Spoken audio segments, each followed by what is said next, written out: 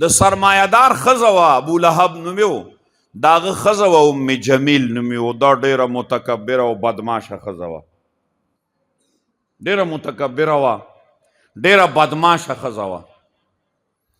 کله چې سوره شپږمه وحی رالی تبت یدا ابي لهب وتب، او دا د یو خاص موقع په ضمن کې راغلی و چې ابولهب په ناموس رسالت باندې گزار کړی و. په چا باندې؟ په چا باندې؟ ناموس رسالت باندې گزار کړی و. د حضور علیه السلام په عزت یې گزار کړی. حضور علیه السلام ته بد رد ویلی و، تبا لک لهذا جماعتنا. پښتو کې مونږ وایو خدای دې خوار که تا مونږ دې له جمع کړي و. داسې ووې. الله باندې خبرې ډېرې بدې ولګېدې. چې بدې ولګېدې صورت یې راولېږه تبت یدا ابي لهب وتب. الله ووې د ابولهب لاس دې تباه و برباد شي. دا چا ووې؟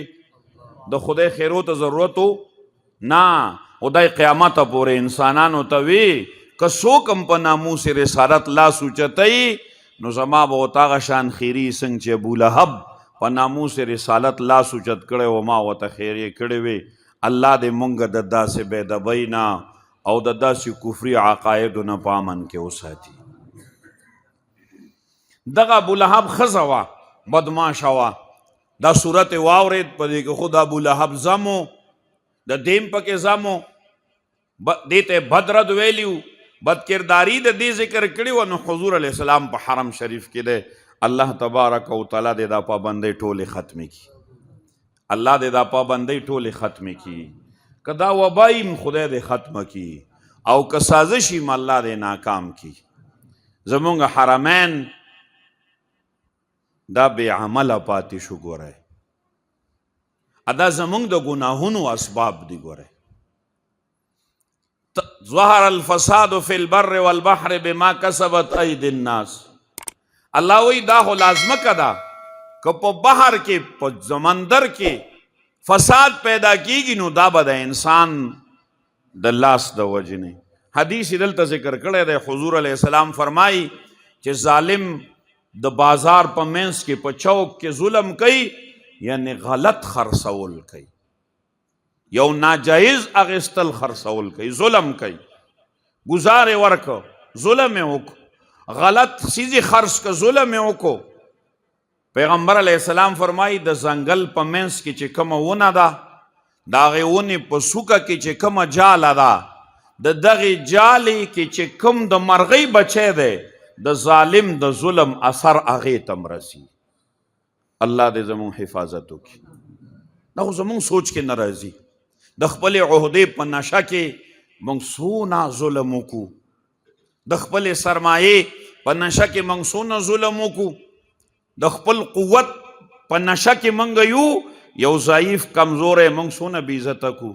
د هغه د مور عزت موږ په حجره کې تار تار کړو، د هغه د ښځې عزت دا موږ په چوک کې تار تار کړو. سم شګني ښځه به دنه والم، وایو که نه وایو؟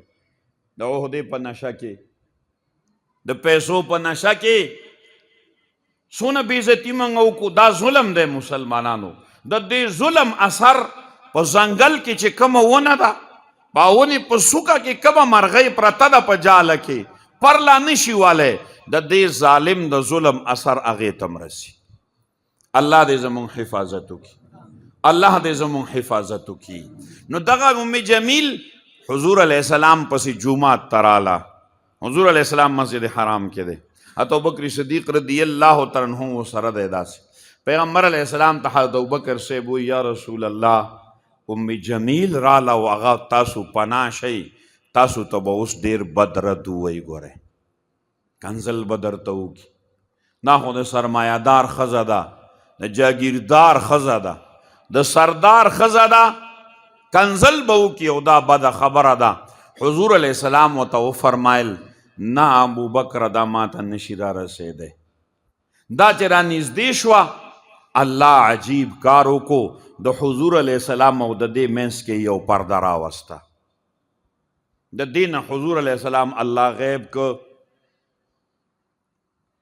نو ابوبکر صاحب ته وایي ستا هغه اشنا ګوره زما پسې و زما خاوند ته ډېر بد رد ویلي او ډېرې بدې ردې ووې.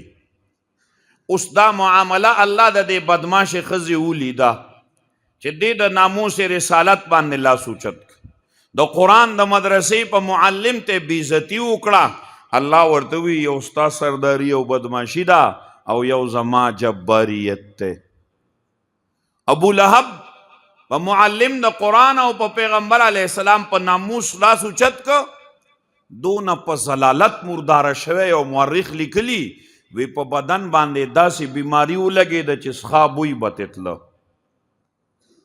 نو چې مردار شو نو زامنو خخو نه کسان یې وله په کرایه ونیول نو هغې نه دی خخ کړی دسې بلکې کندی وله وکنسته او د لورې نه په لرګو باندې کندې ته وغورځو خاوره یې پې ورواړوله دا الله د متکبرینو واقعات ما او تا ته بیانوي ښځې سره یې وله څه وکړه دی چې به د ځنګل نه په کومه رسۍ کې خشاک راوړو نو خشاک یې په هغه رسۍ تړلی دی او هغه رسۍ مرۍ ته پرېوته او په خپلو لاسو تیزندي شوه او مرداره شوه